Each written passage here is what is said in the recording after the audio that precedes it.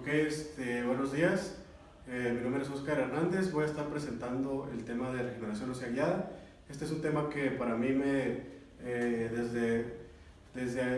inicios del posgrado me llamó la atención porque es un procedimiento complejo que tiene un alto impacto en nuestros pacientes, ya que muchos de estos pacientes, como lo veremos dentro de la presentación, tienen que ver que muchos de ellos se presentan ya con zonas edéntulas, sin dientes, en el cual ya está afectado por un espacio que se va reduciendo a consecuencia de una extracción y que se va reduciendo, en este caso, tejidos duros como blandos, haciendo que afectando la planeación de rehabilitación de nuestros pacientes. Ahorita vamos a ver en qué grado. Y pues la regeneración ósea guiada, como tenemos a grosso modo, es un procedimiento que realizamos en periodoncia para poder modificar estos tejidos que se han reducido y aumentar el volumen de estos tejidos para compensar la pérdida de tejido duro y blando de nuestros pacientes, para que puedan rehabilitarse ya sea protésicamente con prótesis fijas o con implantes. Entonces, como vamos a ver la regeneración ósea, me presento, soy Óscar Hernández y estoy en la Unitec y también soy egresado de la licenciatura de la UACH, que es la Universidad Autónoma de Chihuahua. Entonces, para esto voy a presentar primero que nada a un paciente ejemplo en el cual ella pues acude porque tiene una zona de déntula en la cual falta rehabilitarla, y como vemos más adelante, pues ella no tiene así a ciencia cierta afectado los tejidos blandos de una forma importante, pero como vamos observando, tenemos una zona que no tiene, que le falta un diente, una zona de déntula en la cual es un premolar, y como vemos aquí, pues tenemos este espacio de déntulo que para ella pues le afecta para comer y para desarrollarse de forma adecuada dentro de su higiene oral. Y entonces hacemos todo un estudio fotográfico para poderlo evaluar. Sin embargo, ya cuando lo vemos en la tomografía, aquí vemos varias medidas, que es lo que nosotros hacemos previo a cualquier planeación protésica como implantológica, y vemos que su hueso está, a pesar de que está de manera prolongada ausente este diente, no lo afectó de forma que afecte una planeación, en este caso implantológica, y que nos permite a nosotros planear de forma correcta y en cuestión de diámetros y longitud de un implante, podemos planear de forma correcta colocar un implante aquí. Entonces, derivando en el tratamiento implantológico, que es el indicado cuando hace falta un diente, porque es de la forma más conservadora que podemos encontrar, ya que no tenemos que desgastar los otros dientes, y en la cual pues solamente se coloca a manera en vez de que tenga una raíz, pues la sustituimos por un material de titanio que es colocado en el hueso del paciente para sustituir esta raíz, y entonces que se pueda colocar por encima una prótesis fija, en este caso una corona, y donde vemos que el hueso, como vemos aquí, no fue afectado de una forma que nos hiciera cambiar nuestras decisiones clínicas. Por lo tanto, el implante fue colocado de una forma adecuada, sin hacer alguna modificación a su plan de tratamiento que fuera con respecto a modificar tejidos duros o blandos, y que finalmente pues se puede colocar un implante en esta zona para poder posteriormente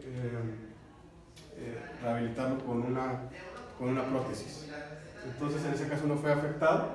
Sin embargo, pues tenemos casos como el de Marco que tenemos aquí, que es otra historia diferente, ¿no? Aquí vamos a ver que Marco también es referido porque le hicieron una extracción en la clínica de pregrado, y en donde tiene una ausencia de un diente, y a razón de que, si lo vemos a Marco, pues todo lo demás está, digamos,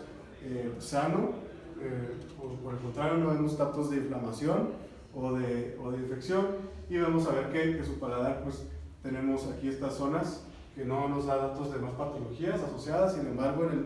en la mandíbula tenemos un espacio de déntulo también de un premolar, y en donde ya vemos que está todavía en proceso de cicatrización posterior a la extracción. Y lo que sucede a veces es que cuando en la manipulación de una extracción,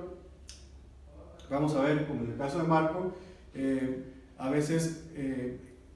la patología aunada al por qué se retiró el diente, pues puede haber afectado al hueso de tal forma que al hacer la extracción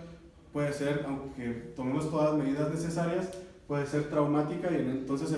afectar los tejidos alrededor del diente. En este caso para Marco, a pesar de que tiene 3 meses post-extracción, vamos a ver que tiene una afectación aquí en su tejido blando, que nos dice ya que el tejido duro, o sea en el hueso, ya hay una afectación de este plano, y entonces aquí no se puede planear algo como una prótesis fija ni siquiera de 3 unidades o de un implante, porque así clínicamente ya vemos un defecto que está afectando la estructura normal de forma horizontal como vertical, y entonces tenemos una deficiencia y una pérdida de anchura y altura de nuestro paciente. Entonces es por lo tal que he referido a la clínica de especialidad de periodoncia de la UNITEC para verlo, y lo que podemos encontrar es que estas deficiencias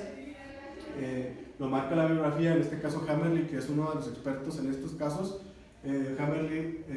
nos habla de deficiencias de tejido óseo como de tejido blando antes de planear una rehabilitación protésica, en este caso implantológica, porque el paciente, es el deseo del paciente no tallar los dientes contiguos y preservar la estructura dentaria. Entonces estamos enfocando este caso clínico a que pueda ser rehabilitado con implantes. Entonces, hablando de implantes, Hammerly dice que estas deficiencias de tejido óseo, antes de planear un implante, puede haber sido por pérdida de dientes, que es el caso de Marco, así como trauma anexo-ósea, que también es caso de Marco. ¿Por qué? Porque pues, por más conservador que quiso ser el clínico en quitar esta exodoncia, quitar este diente, lo que provocó fue que hubo una extracción traumática y pues afectó los tejidos alrededor de nuestro órgano dentario, así como otras condiciones como periodontitis, fracturas radiculares, trauma general, que son previo a planear el implante. Y también tenemos deficiencias de tejido blando, en este caso también dado por la pérdida de dientes, que es el mismo caso de nuestro paciente, enfermedad periodontal o enfermedades sistémicas. Entonces, nosotros pasamos directamente de la planeación de Marco, y para esto siempre es necesario hacer una planeación tomográfica para poder observar de una forma en 3 dimensiones cómo está nuestro defecto óseo después de esa extracción. Y en la exploración que estamos haciendo, nosotros vamos evaluando en 3D nuestro defecto y vemos que hay una falta de la pared vestibular, y entonces tomamos medidas para poder planear nuestro paso siguiente clínico. Entonces tomamos nuestras medidas de cada parte cervical, media y apical, para poder determinar cuál es nuestra situación actual de nuestro paciente. Entonces, continuando con este caso, ya como hicimos el estudio tomográfico, ahora sigue entonces clasificarlo dentro de la clasificación que nos da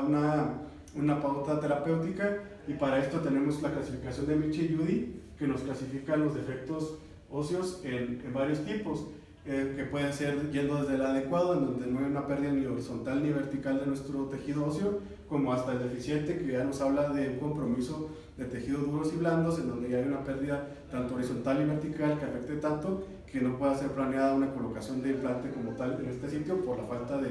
tejido duro y blando que nos pueda garantizar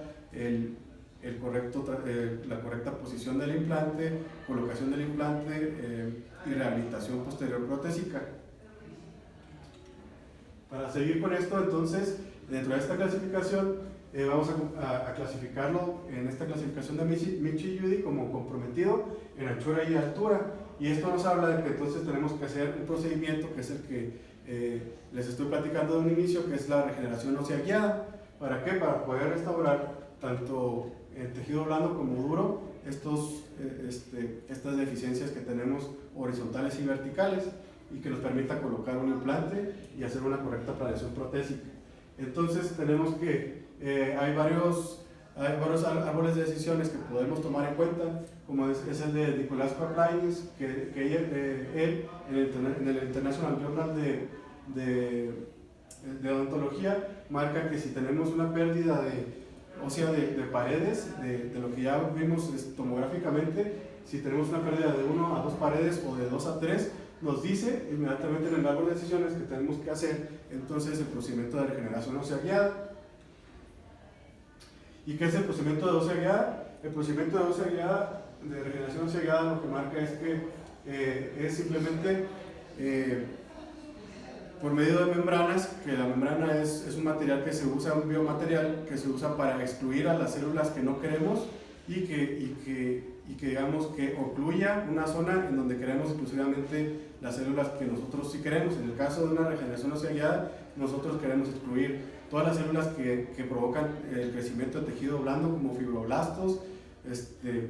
y que lo que nosotros queremos son los osteoblastos. ¿Para qué? Para que entonces poblen ese defecto y se genere únicamente tejido óseo. Entonces esta membrana va a cubrir un defecto provocando que haya un crecimiento de tejido óseo, y que este procedimiento data pues desde 1982, en donde él utilizaba membranas, este tipo de materiales oclusivos para permitir el crecimiento de las células que él deseaba que crecieran. En el caso de Basset, pues fue el uso de membranas para la regeneración de tendones, para después Niemann, que es el que fija los estándares para la regeneración tisular guiada, que es otro tipo de regeneración en donde también se usan membranas. En este caso Niemann lo que hacía era regenerar el tejido periodontal, es decir, tejido blando y duro alrededor del diente, como es cementoblastos, dioscemento, ligamento y hueso, y en donde él provocaba la regeneración periodontal, para que después Danling en 1988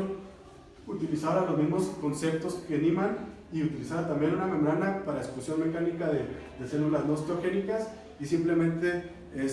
hacer que creciera hueso. En este caso estamos hablando exclusivamente de regenerar hueso. Y para este efecto, digamos que lo funcional son las membranas. Entonces la membrana, ¿por qué? Porque tiene varias condiciones que son oclusivas, es decir, que no permiten el crecimiento externo sobre esa membrana o sobre ese espacio, y que provocan que crezcan solamente células que son exclusivamente, en este caso, de tejido óseo. Y obviamente, pues como cualquier biomaterial, debe ser biocompatible, debe tener una manejabilidad adecuada para el clínico y debe mantener el espacio, porque si se pierde el espacio va a migrar entonces células que no queremos que estén dentro de nuestro defecto. Para esto tenemos membranas que son absorbibles y no absorbibles. Las no absorbibles son sobre todo de material de politetrafluoretileno expandido, que son las clásicas y más conocidas, y que estos pues tienen ventajas y desventajas como cualquier biomaterial, y que dentro de las ventajas pues es que duran, al no ser no absorbibles, pues duran todo el tiempo que necesitamos nosotros para regenerar el hueso. En este caso la cicatrización ósea del hueso normal esperadamente es de 6 meses, entonces es deseable que una membrana dure todo este tiempo de cicatrización para permitir no solamente la migración de células osteogénicas que nos generen huesos, sino que también ese hueso madure en el tiempo y pueda ser permitido la correcta colocación de un implante. La desventaja es que cuando tú haces un procedimiento de regeneración ósea guiada utilizando membranas no absorbibles, el cierre primario sobre la membrana de los tejidos blandos, es decir, al momento de suturar, debe tener una pasividad en la cual, si hay tensión en ese colgajo, muy probablemente al momento del proceso normal de inflamación y recuperación del paciente, ese efecto se va a abrir de nuevo y entonces va a provocar que se contamine y que se pierda finalmente la intención de poder provocar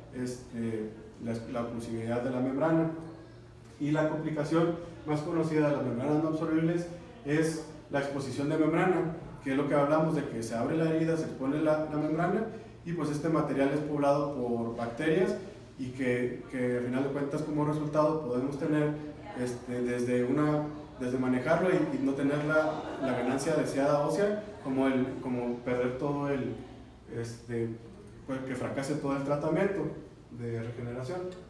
Y también tenemos membranas absorbibles que datan de una época más actual, y se usan poliméricas de poliglactín y ácido poliláctico, y también de colágeno de tipo 1 o combinado 1 y 3. Pues puede ser derivado bovino, porcino o equino, y que la ventaja que tiene sobre las no absorbibles es que hace que ya no tengamos que hacer otra cirugía para retirar la membrana no absorbible, porque son absorbibles y se desintegran por sí solas por un proceso de hidrólisis, y en el cual no tenemos que volver a tocar al paciente para volver a sacar este material. Y por otro lado, pues también si tenemos una exposición de membrana, complicación que es muy común en las no absorbibles, es manejable, ya que como es de colágeno, si se maneja de forma adecuada, podemos hacer que no fracase en este caso el tratamiento, y que se pueda regenerar de todas maneras de una forma adecuada. Y pues de los injertos, ya que actualmente lo que se usa para la regeneración es la combinación de una membrana con injertos óseos. El injerto óseo lo que hace es, más que nada, no es ayudar a las células a que creen más huesos, sino que simplemente es ayudarle a la membrana a que se mantenga en el espacio y que pueda regenerar de forma adecuada el espacio y que no se colapse y que pueda después perderse el espacio que nosotros necesitamos. Entonces, para ello utilizamos injertos, y dentro de los injertos, en este caso óseos, pues tenemos desde los autoinjertos que son tomados del paciente y que es el estándar de oro, como a los injertos que son biomateriales, semi-injertos que son tomados de animales, y aloplásticos que son tomados digamos que fabricados de forma externa a pacientes y seres no vivos, y que dependiendo del tipo, en general tienen varias características. La característica que predomina del autoinjerto con todos los demás es que el autoinjerto tiene las tres características de un hueso, que es osteogénico, que es osteoinductivo y osteoconductivo. Quiere decir que sirve como un andamio para que se cree hueso alrededor de este injerto. Ahora bien, tenemos que estos injertos pues tienen diferentes tipos de reabsorción, o sea, quiere decir que nuestro injerto va a durar en el tiempo, mas sin embargo, conforme vaya pasando el tiempo, va a irse también reabsorbiendo y reintegrándose integrándose al hueso o desapareciendo. Todos los injertos en general duran 7 meses su partícula presente en el hueso del paciente sin madurar. Quiere decir que nuestra planeación, cuando hacemos regeneración ósea guiada, lo perfecto y predecible es que dure 6 meses el tratamiento de regeneración, el hueso regenerándose y madurando para que podamos tener un tejido óseo saludable. Y que con respecto a la regeneración, con respecto a los implantes, pues tenemos que, cuando hablamos de implantes y regeneración, tenemos que puede ser simultáneo o diferido, o sea que podemos regenerar y poner el implante en el mismo tiempo quirúrgico, o que podemos hacer la regeneración y esperarnos a que madure este hueso y después poner el implante. Y que los estudios nos dicen que tanto uno como otro, pues los resultados es exactamente lo mismo. Y que comparando las membranas absorbibles con las no absorbibles, tenemos que las ventajas de las absorbibles, aunque tengan un porcentaje de complicaciones esperado aumentado, sí tenemos unas ventajas, porque las no absorbibles, en el caso del tetrafluoroetileno expandido, tenemos que es un mejor mantenedor de espacio, tiene una mejor función de barrera y pues es el estándar de oro en las membranas. Y aparte, como no se reabsorbe, no tenemos productos de la resorción misma de la membrana, en el caso de las absorbibles, que desprenden digamos que factores inflamatorios y que pueden ayudar a que la zona quirúrgica pues perdure la inflamación en el tiempo. Y pues aquí tenemos el caso, entonces, continuando con el caso de Marco, en donde entonces tenemos este defecto óseo después de hacer nuestro colgajo, y que entonces procedemos a hacer la regeneración ósea guiada con una membrana no absorbible y con hueso de soporte, un injerto en este caso, y que suturamos de forma pasiva para poder conservar esa sutura. Y oh sorpresa, después de una semana tenemos la complicación la famosa complicación de las membranas no absorbibles, que es la complicación de exposición de membrana, y también ya tenemos población de bacterias, como podemos ver ahí, y un tejido inflamado o infectado secundariamente. ¿Qué es lo que decidimos hacer? Y esto es porque siempre se va a esperar que una membrana no absorbible tenga esta complicación, y que el manejo de la complicación de exposición de membrana va desde no hacer nada, dependiendo cómo se vea clínicamente, si tiene datos de inflamación, pero como si tenemos datos de inflamación, también podemos hacer irrigaciones con clorhexidina o reestructurar la zona, en este caso, o también retirar la membrana. En este caso, volvimos a hacer una reentrada a las 2 semanas y vimos que el tejido óseo ya estaba, digamos, acoplado al sitio, y entonces eso nos permitió que nada más interpusiéramos un material de colágeno en esa zona para favorecer la cicatrización y dejar el hueso ahí y retirando la membrana. Y lo que tenemos a los 2 meses pues es una zona regenerada completamente, en la cual vemos que el tejido se ve bastante regenerado para poder planear un implante. Y pues posteriormente tomamos la radiografía a los 6 meses para ver cómo se había adaptado ese tejido óseo a nuestro sitio, y pues vemos la comparación de nuestro defecto óseo y con el hueso ya regenerado, que nos permite entonces hacer otra planeación tomográfica específica para entonces ya planear nuestro implante. Igualmente esta tomografía se hizo la planeación sacando las medidas tanto horizontales como verticales para poder escoger las dimensiones del implante de una forma adecuada. Y entonces pues esto es lo que vemos en nuestro sitio, que tenemos una buena cantidad de tejido óseo que no va a comprometer la rehabilitación protésica de nuestro implante, y entonces por lo tanto podemos pensar en planear los implantes. Ahora, para pensar en planear implantes tenemos también directrices. En este caso tenemos la directriz del International Team of Implantology, que son los que cada cierto tiempo se juntan para digamos, retomar toda la bibliografía que hay al respecto de la colocación de implantes, y que entonces ellos hacen análisis estadísticos que nos arrojan a nosotros en qué momento es mejor planear los implantes y colocarlos y rehabilitarlos. En este caso, la última conferencia de la ITI fue celebrada en el 2018 y fija tiempos de colocación de implantes, yendo del tipo 1 al tipo 4, dependiendo de cuándo se planee colocar. Y pues que cada tipo de colocación tiene sus indicaciones específicas. Y para no hacer más esto largo, obviamente en el tipo 1 tenemos que digamos que es la zona ósea que es perfecta para colocar un implante, y que por razones ya sea del paciente o de la zona local de nuestro hueso, pues nos impide colocarlo inmediatamente y nos hace pasar a 4 o 8 semanas o de 12 a 16 semanas, dependiendo también si tenemos lesiones periapicales extensas, si nos espera una estabilidad de nuestro implante y condiciones locales que nos puedan afectar. Y en el caso de la regeneración ósea guiada, como ya lo expliqué, por la regeneración misma del hueso y la biología misma del hueso, tenemos que esperar hasta 6 meses para poder planear un implante, y esto nos coloca en razones específicas relacionadas al sitio, que también hay razones específicas del paciente que no se puede colocar inmediatamente, ya sea por situación económica, porque es un paciente joven menor de 18 años y que no ha terminado su crecimiento óseo, etc. Entonces, en el caso de Marco, pues se planea ponerlo después de 6 meses y pues se hace esta planeación ya después de 6 meses, y que en dado caso que no se pueda poner en 6 meses, el ITI también menciona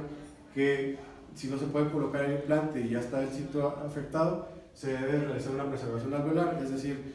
cuidados que se tienen que tener para no perder ese hueso. En el caso de la regeneración ósea guiada no hay ese problema, porque lo que estamos haciendo es generando más hueso. Y que en relación a la carga es que después de poner el implante, ¿qué tanto tiempo debes esperarte para que predeciblemente puedas poner arriba la porción protésica y darle función? Darle función es que ya pueda masticar y que pueda entrar en función entonces el implante con la prótesis ya puesta. Y que hay varios tipos, el A, B y el C, y que estos pues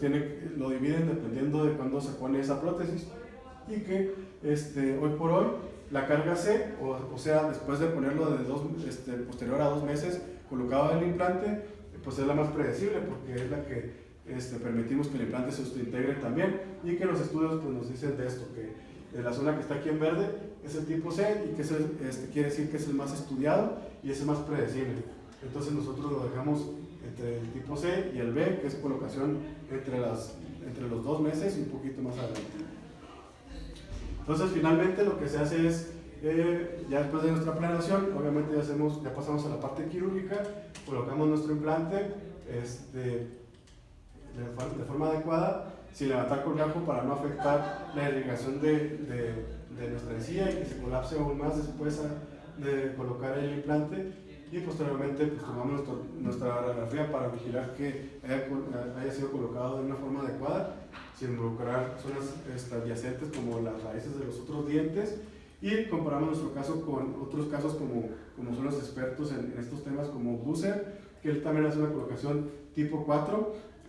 porque hizo una regeneración ósea en un sitio que también se tenía que extraer por una lesión involucrada en la zona perirradicular de un diente. Y entonces tenemos que como conclusión, la colocación tipo 4 con carga temprana es un protocolo bien documentado y considerado de rutina. Ahora bien, me gusta siempre sumarle a las presentaciones qué es lo que pasa después de poner el implante, que esto ya no es de mi área, pero sí es el de la área restauradora, y que si estamos estudiando implantología como tal, pues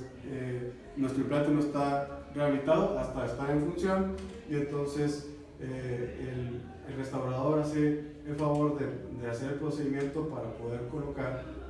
nuestro implante, y siempre es importante tener pues, los tejidos adecuados, tanto tejido blando duro, así como la prótesis que quede visualmente estética. Y aquí tenemos la rehabilitación entonces de nuestro implante, conformando pues todos nuestros perfiles de emergencia y todo lo que necesitamos para conservar los tejidos blandos saludables,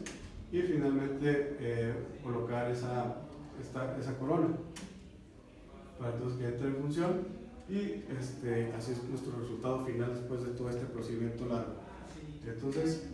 ese es el tema de regeneración ósea guiada, y es uno de los temas más interesantes que podemos encontrar en periodoncia, y con esto quisiera agradecer su atención y mandar un saludo hasta pronto.